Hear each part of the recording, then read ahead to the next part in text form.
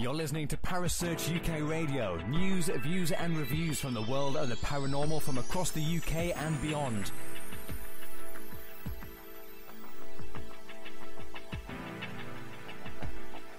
Find us on Facebook, Twitter and the World Wide Web. Parasearch UK Radio.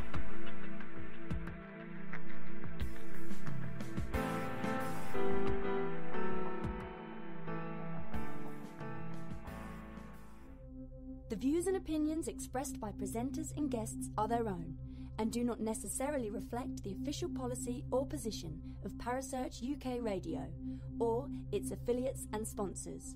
Listener discretion is advised. It's Monday evening, and you're listening to Jo and Gemma on the Supernaturelle show.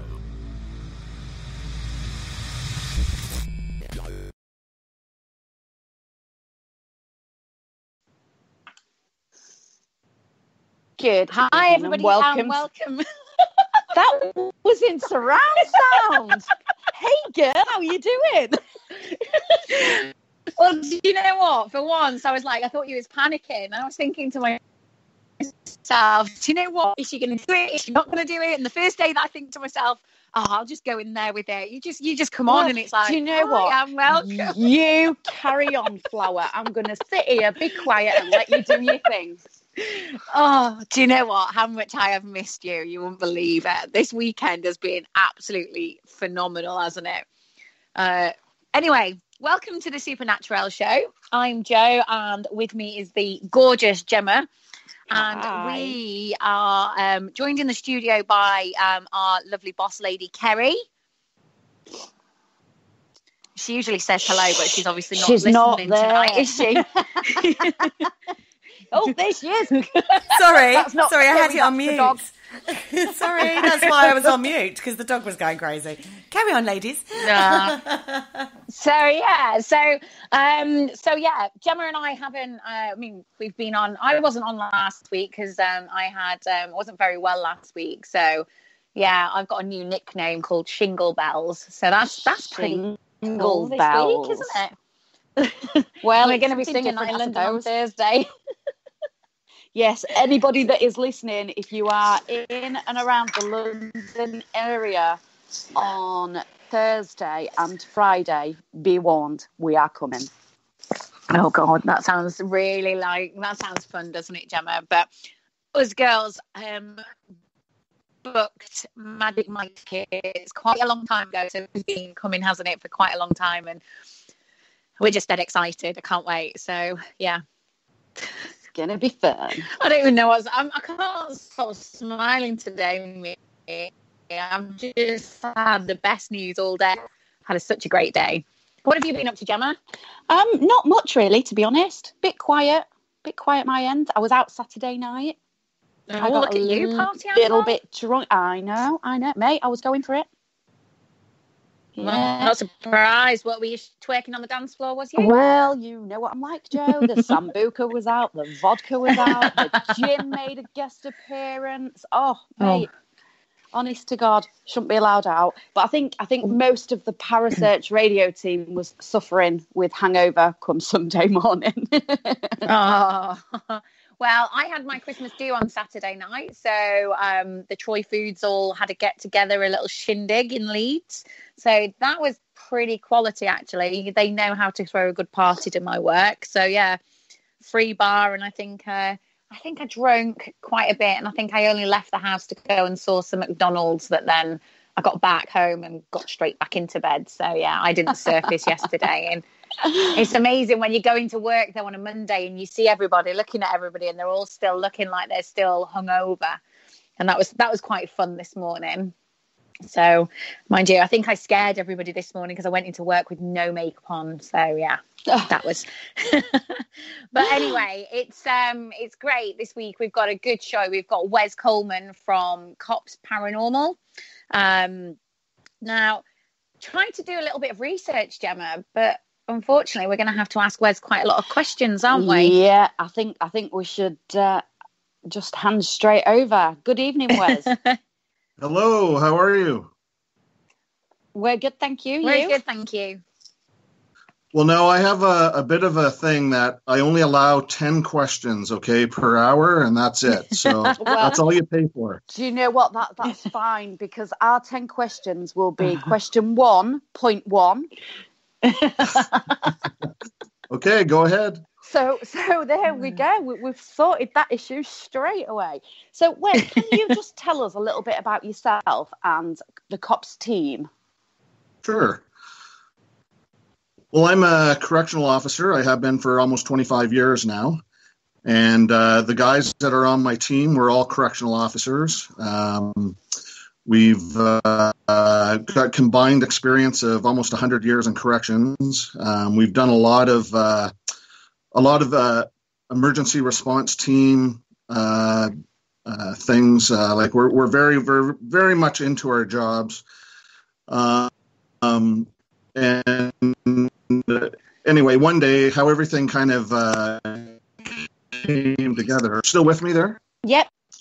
So how everything came together is that I've always been interested in the paranormal. I've never really had experience as a child per se, but I was always interested in reading books about the paranormal. And as I got older, I really wanted to explore what it was all about and try to find some kind of a meaning, some sort of a reason why this stuff kind of happens. And so I contacted a buddy of mine who is a correctional officer, Terry. Terry's our kind of second in command. And he and I decided to go together to a place called the Ottawa Jail, the old Ottawa Jail. It was the last spot of Canada's, the last public hanging in Canada. And we did an investigation there with another group of people who were, honestly, they all came dressed in Ghostbusters uniforms, and they were all gung-ho. I mean, it was kind of a crazy situation, and they lasted about 10 minutes, and then they all ran off because they were just freaked out at everything that was going on. So we had some great EVPs that night, and it just kind of it went from there. We got really into it, and we asked a couple of other guys at work if they were interested in this, which is a difficult thing in itself, because I mean, most of the guys at work are, testosterone kind of guys, or muscle bound guys that just aren't into that kind of thing, right? Like you wouldn't think that they would be, because nerdy, so to speak. And I'm sure people get that a lot. So for us to ask that to some of the guys, it was an interesting response. But two guys did come to the plate, Darren and Chris. And Darren is our he has all our does all our tech stuff, creates equipment, does all the computer stuff. And then Chris is our researcher. He's right into the passion of history, and so he does all the histories of the locations. And then Terry, he's normally our public speaking guy. He had to work today, so he wasn't able to come out. So you're stuck with me, unfortunately. Joe's stuck with me every week, Wes, to be fair. So there you go. Yeah, but do you know what, though? I'd rather be stuck with you, Gemma, than anybody else, to be fair. Well, isn't that nice? Can you feel the love? I can, all the way across the phone. But it is good, though, isn't it, Wes, when you have such a great close-knit team, and you've got, you can bounce off your co-workers, and you know that you've all got the same passion and trying to find things out about the same interests that you have. I mean, absolutely. Obviously we love it. Absolutely. And the great thing about our team is the guys, we're all different. We're all come from different backgrounds. We have different beliefs. But at the end of the day, we bring all that to the table, and we explore all those options, when we're doing evidence review and that sort of thing, and when we're actually doing investigations. And, at the end of the day, it's all about respecting each other and getting a different point of view and not dismissing things right away. I think just in general, anyway, I think when you have a really good team, it's all right to challenge each other. But I do also think that, your team members know what your strengths and what your weaknesses are. So you can kind of, like you can rely on certain things that other team members bring to the table, really. Absolutely. I think we lost you then for a second. Oh, okay. No, I was just agreeing with you. Absolutely. With everybody's experience, like we come from different religious backgrounds too. I'm a Christian. My dad was a Church of England minister. Terry was brought up in the Mormon church. And the other two guys are basically atheists. So, how do the dynamics work with that then? Because obviously all those different religions, how do you all come together? Did it conflict in any way? Well, it absolutely does conflict, but it's all about, at the end of the day, as I said before, it's all about the respect of each other. And, I don't hold anything, like my religious views are personal. I don't go around implying to people that this is what they should be, going to church or whatever. I mean, I don't really go to church that much. But my dad was in the military, so he was a little bit more outward going, and he was a very down to earth person. And but the different backgrounds are, I think they're critical in a good paranormal team, is to have that. Yeah, I'm just trying to. I wanted to ask a question then about religion again, but obviously how do you feel? Do you feel that religion as a whole has any sort of bearing on the evidence that you capture or anything like that? So for argument's sake, we know we have, quite a lot of Catholics who say that they see Jesus in like slices of toast and things like that. Or, that sounds really random, doesn't it? Yeah, no, it is quite random, because obviously I'm just thinking about past experiences of Catholics and when they, when we've seen photographs, when we've had people who have been quite religious, they've actually said, oh, that looks like the Pope, or that looks like Mary, or that looks like Jesus. Okay. Well, that's you're kind of going into like a radical kind of viewpoint when you talk about stuff like that.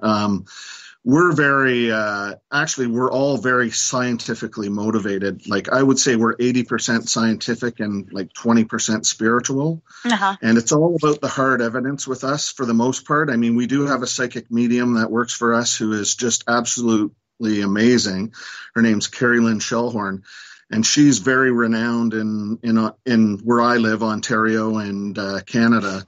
And she charges a lot of money to do readings. And that was one of the things when she came on. I said, we don't charge any money or anything like that when we do investigations. Like, this is going to be pro bono. And, she's really good with that. Like, really, she has an interest in it. It's like a hobby for her. So we use her under certain circumstances, usually private residences. She gets a lot of information that has been cross-referenced with other things that has come out to be very true. So I don't discount that part of it. However, spiritualism in the paranormal field is somewhat subjective, and it's up to it's that person that believes, because I can look at something and go, oh yeah, there's Jesus on a piece of toast. Yeah. And then another person goes, no, that's just a burnt piece of toast. You know what I'm saying? Yeah, definitely. Yeah. So where's your most favorite place that you've ever investigated?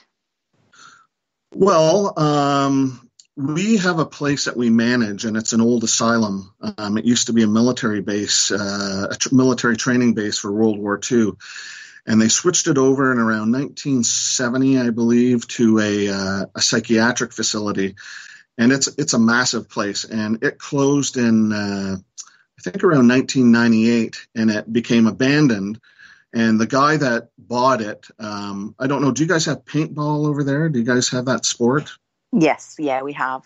So he's turned it into a paintball facility during the day, but at night he lets us use it to conduct paranormal investigations. We bring the public out and try to give them an idea of what it's like to be an authentic investigation, and it's an amazing place.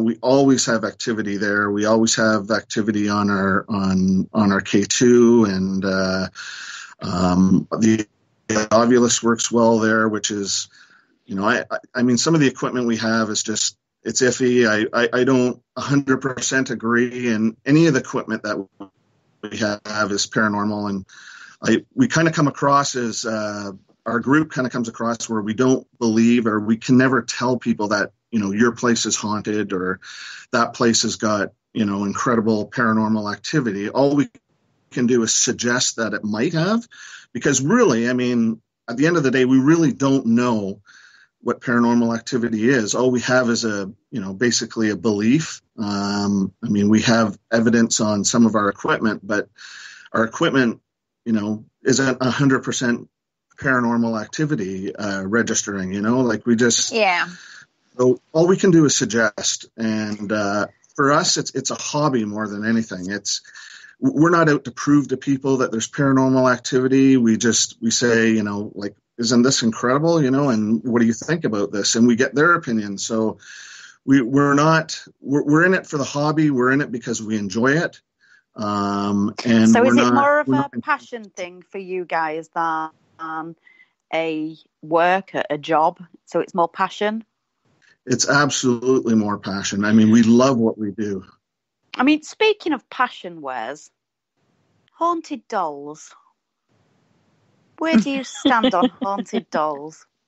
Well, I'm not going to lie to you. I'm just not a big believer in that kind of thing. I did a tour down. I was invited to go down to Zach Bagans Museum in Las Vegas last year, and I did a tour through the museum and saw the box, if you know what I mean. And to me, it's just I don't think objects.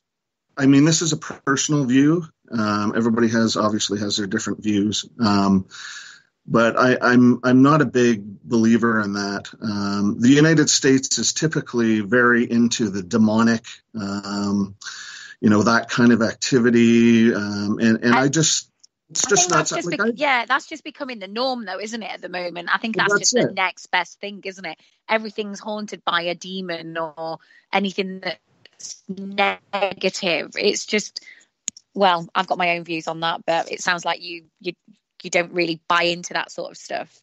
Well, no, that's the drama, right? That's the drama. That's what TV shows create. That's what Ghost Adventurers creates, is that drama behind that, saying that, these things are haunted and people are excited about that. And, but the reality is, I mean, we've been to so many different locations. We've been in the pits of hell, so to speak. Like, we've been into many different prisons in the States that are now decommissioned, that have housed the worst criminals in the world. I stayed in a cell for like an entire hour of a guy that killed 20 people and in the black dark. And it's all in the mind. It really is. And people go in with expectations and they think that stuff is going to happen. And you know what? Stuff will happen. But if you clear your mind and you just, you open the door, like you open it up, and not inviting it in, but at least giving it the opportunity to present itself. We've had equipment and stuff, we've had EVPs, but have I ever been terrified by a location, or have I ever ran out screaming like Yvette Fielding, or, it just doesn't, I don't think, Gemma, we haven't run out of anywhere screaming just yet, have we? Well, I can 100% say that I definitely have not. I screamed once in a fire in the Sheffield Fire and Where Is It Museum. That's the only time I've ever screamed, though. But that was genuine, that was.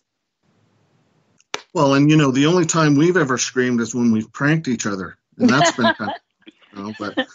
Do you just do private events then, Wes, for you and the team? Or do you do public events as well? Oh, we do public events. We hold... last year we held 3 different public events, one which was a charity event, where we invite 20 people out and we do the authentic investigation at the old, it's called the Picton Heights Asylum. And we invite them out to enjoy, basically what it's like and feel what it's like to be on a true, authentic paranormal investigation. But it's so massive. We, each of the guys takes 5 people, and we go into different parts, and there's no noise contamination at all because it's that big, and people just love it. Like, people are just so curious about the paranormal, and we want to try to give them the most authentic experience, like, because the television shows, I mean, a lot of them are ludicrous. They're very it's all about ratings, and yes, as you say, the haunted dolls, or the demons coming out of the spirit box. I mean, it's just not fun. Yeah, it's not great though, is it? To be fair, I think oh God, I've got so many questions that I want to ask you, but I keep on losing my train of thought because you're really interested, and it's nice that because usually we have to kind of coax answers out of people, don't we, Gemma? But when we've got somebody who actually can chat about everything, the hour goes so quick, and we don't ask as many questions as what we want to. Well, we've only got 10 with Wes anyway, so we're limited. But 10 questions, that's it. You're going to have to hurry it up because I've got to go at 5 o'clock at business. So with being a correctionals officer, how does that impact on the paranormal? Because, I mean, depending on what level of correctional people that you're dealing with, I mean, do you have people committing suicide? And oh yeah. That's I don't really understand your question fully, but as far as the guys go, we're very we've all worked on a very specialized team of individuals. I don't know what you call it in England, but we do all the riots and all the serious situations. Yeah, it's like responsiveness training, isn't it? So it's like armed response sort of things inside the prisons. And that to us is like huge. Like, it really gets our adrenaline going, and we're all adrenaline junkies basically. So when we do, paranormal investigations, it's very similar, right? Because you're going into a place that, you've heard all the stories about whatever, guys walking around, there's shadow figures, there's people getting rocks thrown at them, and you go into a situation like that. And again, you try not to have expectations, but, your guard is up, and you're pumped. You're really pumped because you're waiting for something to happen, and that's the adrenaline, right? And that's the catch of the adrenaline. So that's how they kind of overlap, being a corrections officer into like a paranormal investigation. Yeah, you've got to have a certain mentality, haven't you, to be able to work in that sort of. You've got to be able to cope with stressful situations. You have to be assertive, and you've got to kind of go in with an open mind, because you can't really trust anybody in those places, can you? No, not at all. No. So, do you ever have any activity at work, Wes? Not at my work. We do. A couple of the guys have worked on our team there. Darren and Chris both worked at a place called Kingston Penitentiary, which is now decommissioned. And it was built in 1835. I mean, our history is nowhere near yours is, but it was built in 1835, and when they worked there, some of the things that had happened, water taps coming on in the middle of the night, footsteps, when all the inmates would be locked in their cells. And it was decommissioned in 2013 or 2014, I think 2013. And we've been trying to get in there, but the politics, the red tape, we're getting close to getting in there, but the government red tape over here is crazy to get into a government facility, and there's been nobody in there in 4 years. So is that the penitentiary with the domed roof, if I'm correct? Exactly, that's exactly right. Yeah. But that does look like it is an impressive building, isn't it? Exactly. So how do you think the locations vary from over your way to over here, because I know that you have been over here, because I've got a little birdie in the chat room that's telling me that you've been to the Jamaica Inn and the Real St Mary's Close, and you're over again in March as well for 4 days. Yeah, that's right. Karen Besant and Colin Simmons they run the Jamaica Inn Paranormal team. Yeah. Well, actually, that they are in the chat room right now telling me some stories about you, Wes. Please don't repeat them. I'm only joking. It's all good, I promise.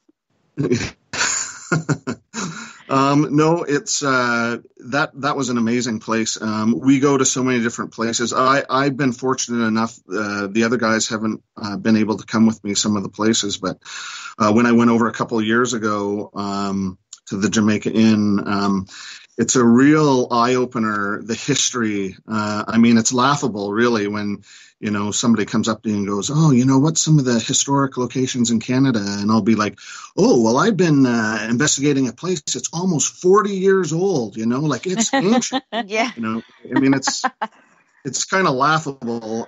But when you get into locations that are so historic, that have so much history behind them in England, like we were up, I went with Karen and Colin up to the vaults in Edinburgh and and Mary King's Close. And I mean, those places are just epic locations. I mean, we do have our own history here. It's very limited, probably the most of it within the last 200 years. I mean, Canada was discovered in the 16th century. So a lot of places in Quebec, which is where the people first landed, Jacques Cartier back in the 1500s. There's a lot of old churches that have been around for 400 or 500 years that have some amazing stories of people that are buried actually right underneath the pews. And however, I haven't really explored into Quebec yet. You have to be able to speak French, and that's difficult for me. I mean, I do speak a bit French, but not enough really to get around. But I did go to a location in Montreal just to tour a place right downtown Montreal at an old church that's 300 years old, and they're doing an excavation underneath the church of the original church, and they came across an old native village underneath the church, which is just incredible. I mean, it's but the feeling down there, you talk about feeling. It's just that heaviness, that heaviness of history is all around you. Yeah, you see, history does make up a lot of the stories as well, and some of people's reasonings on what the activity in that location is. But it's not always the history, is it? That brings activity to that location. Absolutely not. Yeah, you're 100% right. It's, often a person will say to me, oh, look at that place. Like, that's got to be old. It must be haunted. Well, no, just because it's old doesn't mean it's haunted, right? Exactly. I mean, let's look at it realistically. Everywhere has the possibility of being haunted. There's not any location that hasn't got the possibility that there could be some form of a haunting there.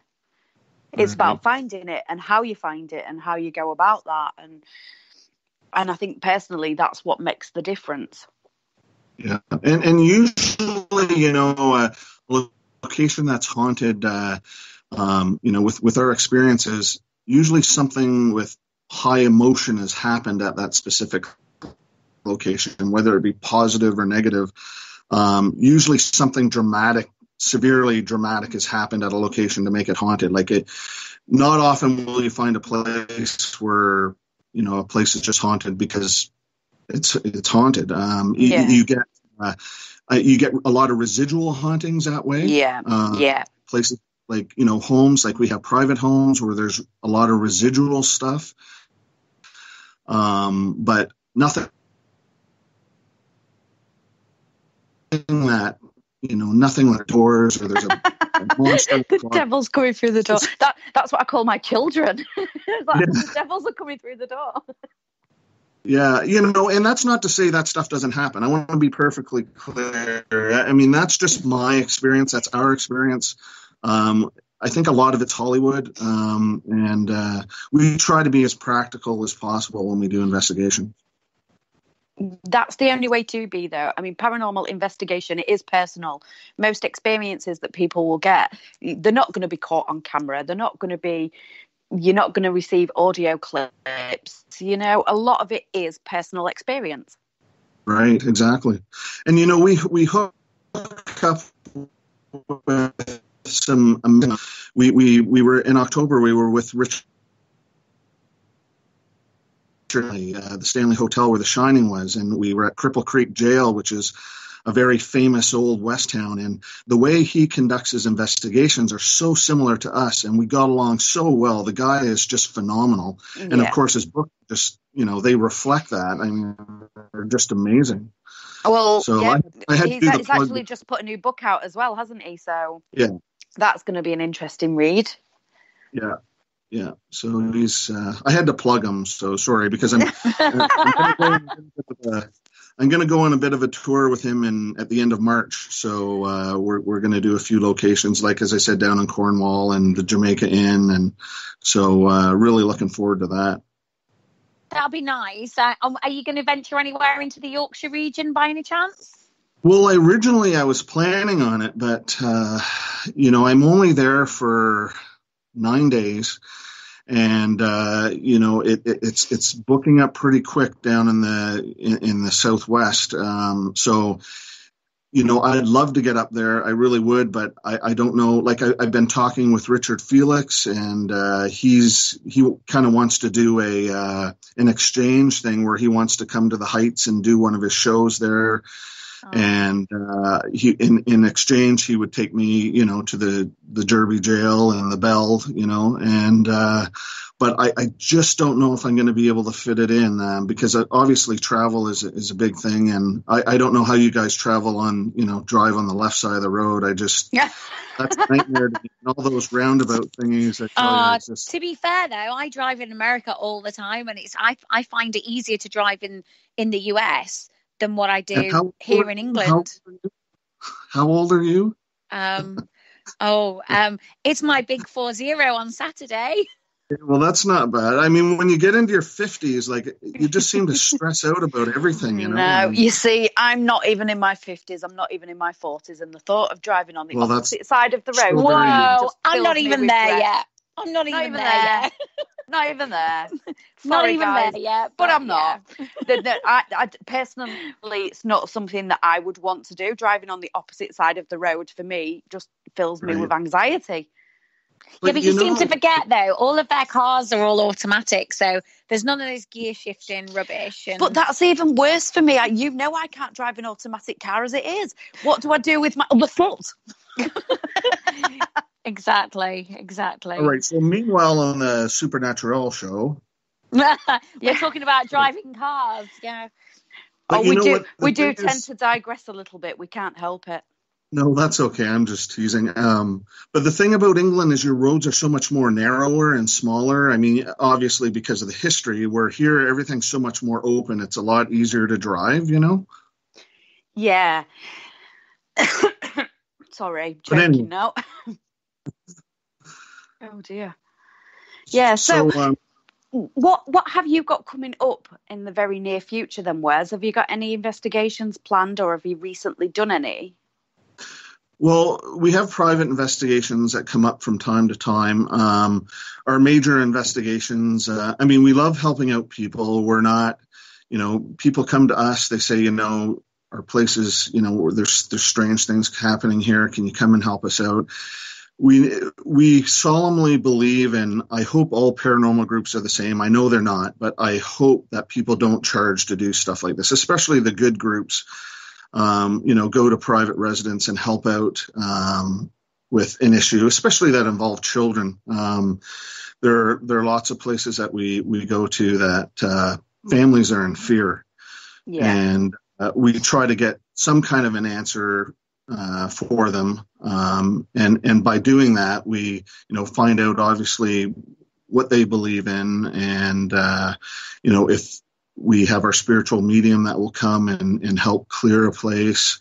And we've had tremendous success with that. However, that being said, 90%, I would say 85 to 90% of the cases have been rationalized. We've had, we had a big thing with a woman who, a family whose mother lived in the basement, and she was an older woman, and she lived in a bedroom down the basement, and she kept on seeing this apparition on the corner of her bed.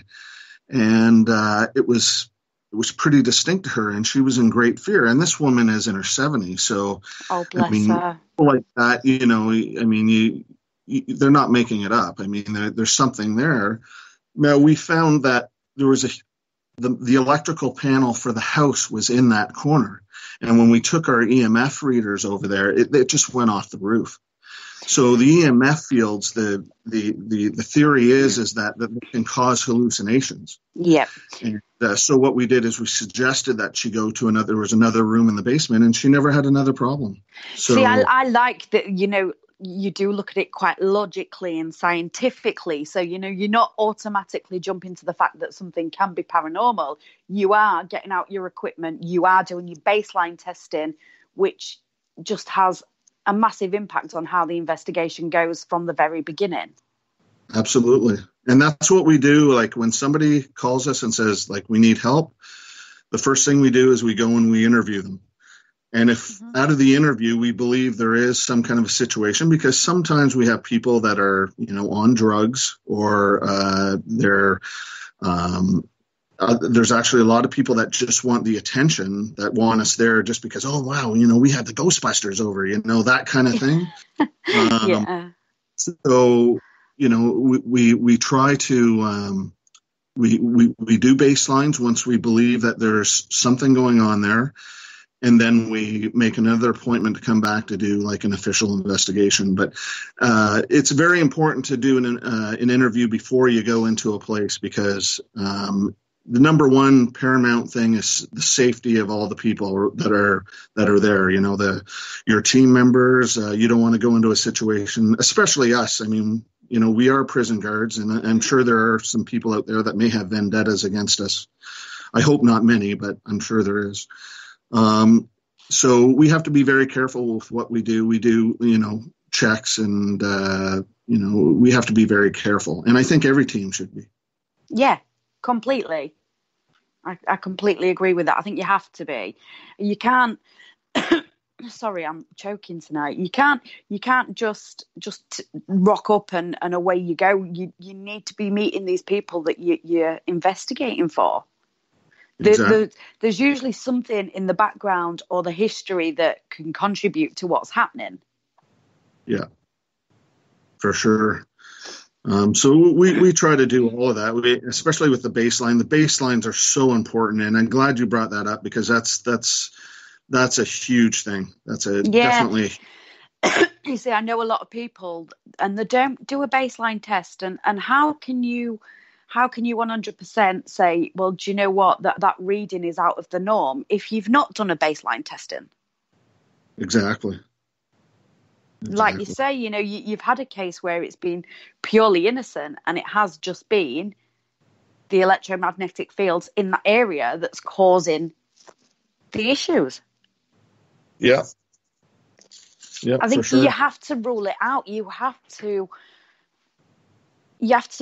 just plan the night. You have to think, if we do baseline testing and everything is within normal range, and then you get a spike during the night, what can cause that? Has there been a power surge? Yeah, exactly. There's just so many rational explanations, but a lot of people, and especially the clients, and I'm not trying to be hard on them, but we've offended people because, this is an example. We're not a big, huge believer in orbs. That's just kind of a thing. We just don't believe in orbs. We believe that there can be light anomalies, but not, round pieces of light that have faces in them as being spirits. I mean, that's just a lot of that's pareidolia, isn't it? Exactly, and that's a huge point. Like pareidolia is huge, and I've actually, a lady sent us a video in her living room of these so-called orbs going around her son when he was opening up a present for Christmas. So, obviously, like she said, oh, this is my father. My father passed away, and he's visiting us while we're having a Christmas. And I mean, you have to be sensitive about it too, right? I mean, you can't just go massively. I totally get where these people are coming from. They've lost a loved one. That loss is immense. They're really feeling it. And do you know what? This is where there's that bit of the grey area, I mean, you have to diplomatically say, well, actually, looking at the footage, I don't personally believe that that's paranormal activity. But then who are we as people to take away their hopes of it being their loved one coming to check on them? Well, exactly, right. And, I've probably said some things I regret about that. Because I tell people that, your loved ones are all around you. I mean, but, you asked me, you asked my professional opinion, what you think that was.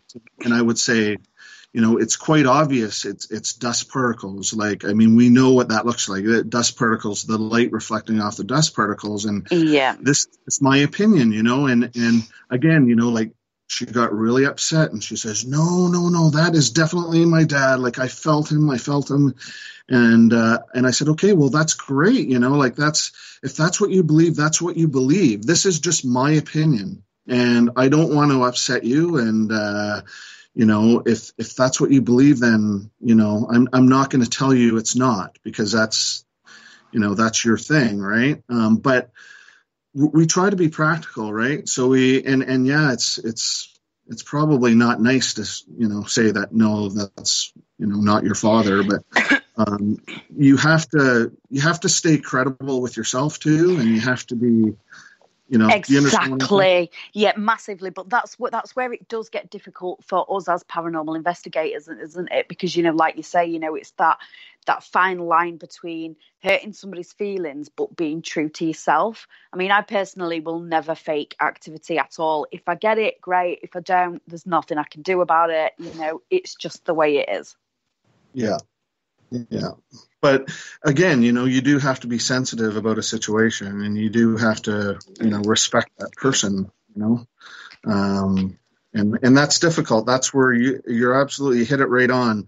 Spot on. Like, that's the line. That's where the line is. And, if you cross the line, you have to be very sensitive towards what people feel. And, it's a real tough area. Yeah. It's a real tough area. It is so difficult. I mean, I probably find that bit easier than a lot of people because I've worked in care work all my life. So, I ran a care home for 10 years, and I specialised in end-of-life care as well. So I would be with people as their loved ones were dying. So I suppose the comfort inside of things is more natural to me than it is to a lot of people. But it's not easy. It's not easy to say to somebody, and that personally I find that the hardest bit, to actually say, in my opinion, I don't believe that that's paranormal. Right. It's so difficult. You are crushing somebody's heart that truly wants to believe that their loved one is there. And who are we to say? Exactly. Who are we to say? So you have to be, and I think, that goes back to my Christian upbringing, right? I mean, you have to be sensitive towards that sort of thing, right? Completely. It's all about respect, isn't it? Exactly. So, when we go into these places, like there are people that we have these different, and we can write it down on paper, and we can say, okay, well, we have the people that are doing drugs, or we had a woman there. They sent us a video of this woman that was apparently possessed by the devil, and she was going on, and saying all these things. And well, through the video, you can see there's, lines of cocaine on the table.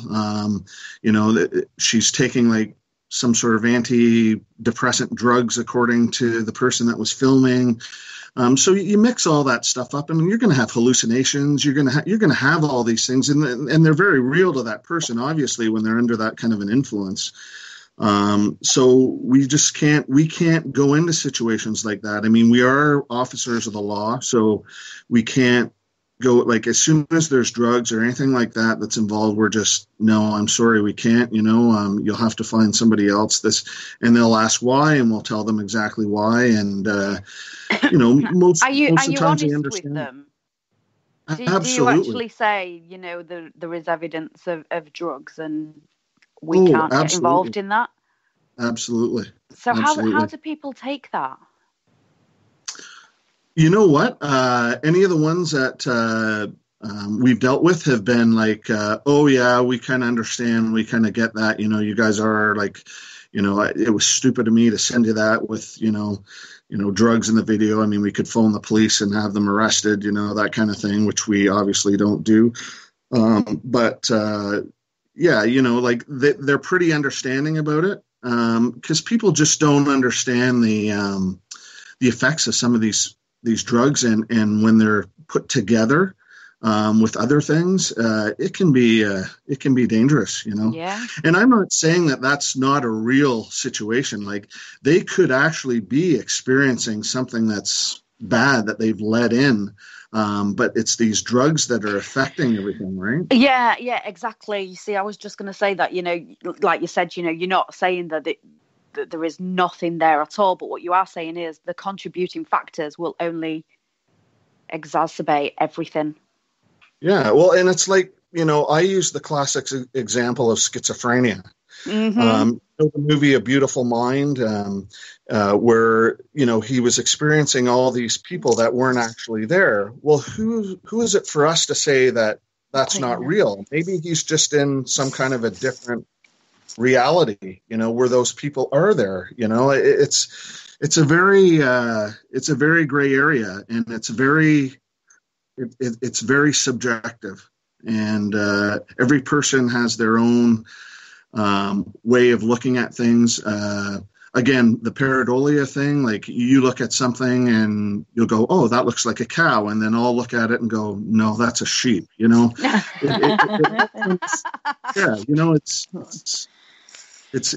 all comes through subjective thinking, and the paranormal is really, and that's our goal as a team, is to really try to separate the subjective and the objective. Like, we really want to try to make it objective, and that's a very, very difficult thing to do, because nothing scientific has been 100% proven as far as the paranormal goes, especially the equipment. Yeah, completely agree.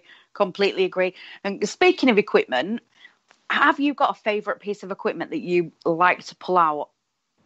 That sounds so wrong, doesn't it? I was just about to say then, Gemma, that you just like that. Yeah, that sounds horrific. I am so sorry for everybody listening. I'm totally embarrassed, and I'm going to end this call. So am I, Wes. So am I. I am hanging my head in shame right now. Anyway, so the biggest piece of equipment we have is about 12 inches long. No, never mind. Okay, sorry. Oh, no, I am so sorry. And this is why I don't get let out very often. Honestly, Wes, I don't get let out because I can't be trusted. Do you know what? You were doing so well as well. Oh. I've been listening. I've been sat here contently listening. And then all of a sudden, she comes out with it, doesn't she? Comes out with the most stupid comment ever. Honestly, you can't get the staff with. Like, I really do apologise. That's awesome. Humor is a big part of our job, and it's also a big part of the paranormal when we do investigations. I mean, don't get me wrong. We're very, very professional when we do things, but we also like to have a little fun too. And sometimes, you do EVP sessions and you'll ask questions and you'll kind of go, like, it'll be a really kind of funny question that you would, normally ask. In case you've not already noticed, Wes, that's my place. That's what I do. Yeah, well, and that's great. That's what you got to have fun with it too, right? I mean, it wouldn't be a hobby unless you had some degree of fun with it, right? Well, at the end of the day, one of the best energies that you can put in is laughter. Absolutely. God, yeah. We have a right laugh sometimes, don't we, on some of the events that we do? I think you've got to, like Wes just said, it's a massive part of it. So Wes, your favourite piece of equipment? I have rephrased the question. Oh, that's okay. I think, I've always been a big guy with the EVPs, the recorders. Some of you get a lot of, that's another thing that really disturbs me in the paranormal field, people that get EVPs. And I mean, they say, oh, this is what it says, the demon is coming, well, how do you get that out of that? I think for me, an EVP has got to be extremely clear and it's got to be audible and it can't be enhanced in any way. Because once you start enhancing things, it changes. It changes what the thing is saying. People also experiment in, doing the reverse, playing it backwards but the EVPs, we've had, people's names that were with us on investigation that, came out in an EVP that was wow, that's just crazy. We've had whistles. I was in a penitentiary down in Moundsville Penitentiary, which is in West Virginia. I was in a place called, you're going to get a good kick out of this. The name of the place inside the institution the inmates called it the Sugar Shack. Just imagine what's happening in the Sugar Shack, right? But actually, it was one of the most bloodiest places. You could get that so wrong. Yeah, well, exactly. And I'm sure there was a bit of sugar going on there too. But the reality of the situation is that there was a lot of murders in that Sugar Shack. I don't know, probably guys that, didn't want to, anyway, I won't even get into that. So that's what, there's a lot of murders down there. So whistling is something that is not tolerated in a prison, excuse me. If you're whistling in prison, as a guard or as an inmate, that's just insulting big time, because you're not supposed to be happy in prison is kind of the meaning behind it. Well, it does sort of defeat the object, doesn't it? Exactly. So I was in the Sugar Shack place, and there was one other person with me, and they were right beside me, and I did a whistle, and from the far end corner, I got a whistle back, and I waited a couple of minutes, did another whistle, the whistle happened again, and it couldn't have been a draft, because it was so intelligent that we were getting these whistles. And and caught on EVP. So I think, the evidence for EVP is just, what it is, who knows? It could be, I mean, when you're walking around, when you're with lots of people, I don't often do the EVP thing because, just the walking around, the shuffling of coats or the shuffling of, it can make all kinds of strange noises. Yeah, exactly. You have to be really careful with that as well, right? But we do a lot of recordings, don't we, Joe? And we've had quite a few times where we've asked out what's in our hand, and clear as day, it's come through with what we're holding up. It's not just that though. We've done quite a few Facebook Lives, haven't we, where we've actually said something, and people have actually said that we caught the answer, but we didn't hear it, did we? Yeah. They heard it on the Facebook Lives, which. That's just great evidence, I think, is when you don't actually hear it, but other people do. Yeah. Or that's it. It can be, the voice can happen closer to the microphone than where you're standing, right? So it's going to hear it, and you're not going to hear it, It's the decibels that it come through at as well, because, everybody's hearing slightly different. Exactly. Oh. Yeah, so we have, as I say, you asked me about events. Going down to at the end of March, I think there are a few spaces open if anybody is out there in Facebook land or Parasearch land. If you're out there, there's still some spaces, I think, limited spaces open for the Jamaica Inn on March 22nd. So I'd love to tell meet. Me that. Don't say that to me, because Gemma and I are going here, there, and everywhere next year. So Yeah. that is going to be. I just need to check and see what dates I'm free in March, and then just to make you aware, Wes, I have shared a link for your team on the chat room, so anybody that is listening can just click on the link and they're over to your Facebook page. Well, thanks. That's mighty nice of you. So then we're going to go to Gettysburg with Richard Estep in July. You guys know the history behind Gettysburg. Have you heard of that place? Yeah. Yes. We're quite good friends with the Gettysburg gals, the Ghost gals from there. So, yeah, I love those girls. They're fab, and speak to them quite often, but they don't do very much anymore. Oh, okay. Well, if you guys ever decide to come to Canada, let me know. I'll arrange. You guys can come to our asylum. Obviously, not going to worry about money or anything like that. But if you're on tour here, you want to do something, you're going to do investigations, or you're just coming with your partner or whatever, just let me know and let us know, and we'll take you out there. You see, I like this. I like the fact that we're in completely different continents, obviously, but we're making friends along this journey. And going out investigating with new people. I love investigating with new people. Right. Yeah, it's all about, and you learn so much from different people, People are so narrow-minded sometimes, and they're just like, no, this is the way. But, it's all about learning. I mean, that's one of the great things about our hobby is you're always learning things. And you might not necessarily agree with the way somebody does something, but it's just, every now and again, somebody will do something and you'll go, holy, that is just incredible. That is really cool. I believe in the para-unity thing. And I think it's important. And, we open ourselves up to having people come from England or wherever, and experience what we experience and experience how we do things, and we experience what you do. I think the para-unity gets thrown around a lot, but I think very few people actually stand by that. Absolutely. As horrible as that sounds, and I know it does sound awful, but it's true. A lot of people are like, well, I'll do anything for para-unity, but then they'll go slagging people off, and it's like, do you know what? There's no need.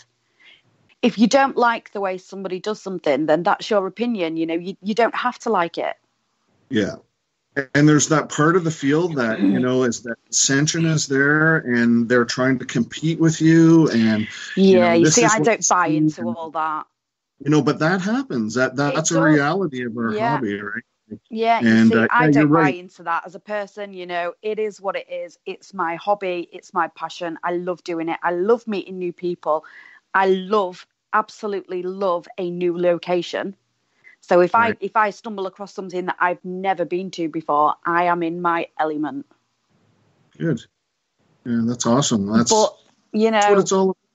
I've said it a million times. A lot of people do come into the paranormal world for the wrong reasons.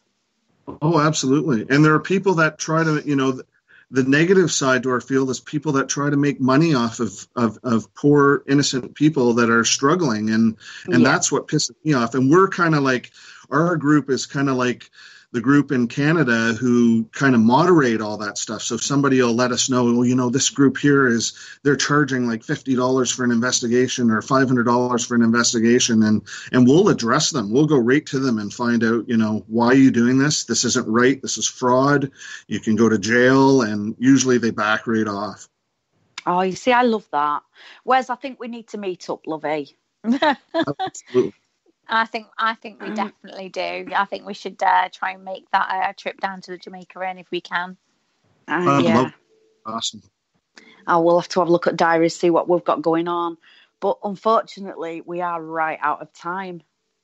Okay. Oh my God, that's so quick. Thanks for having me. I really appreciate it. Well, I think you're going to have to come back again, Wes, because I'm nowhere near finished. Well, absolutely. Anytime. And a happy Christmas to everybody out there and a happy Christmas to you all. And thank you so much for having me on the show. Oh, you've been an absolute star. Thank you. Okay, well, have a good night. You too, darling. Thank you. So for everybody listening at home, if you do miss any shows, pop on over to YouTube where you can catch up on all of the latest shows. And don't forget to click like, share and subscribe. And from myself, I bid you all a good night. Jo? And good night from me. I'm sorry, I had a bit of an accident. I spilt red wine on my carpet, so that's why I was being very quiet. So. That's not an accident. That's a disaster. It was really, because I thought, where is the straw? Where is the straw? But anyway, it's all sorted now. You can't even tell it was there. But so yeah. So I apologise to everybody in advance. So, but yeah. Well, thank you very much for listening, everybody, and good night. Good night. Thank you for listening. Don't forget to join us for more shows throughout the week. Find us on Facebook, Twitter, and the World Wide Web to keep up to date with all the shows right here on Parasearch Radio.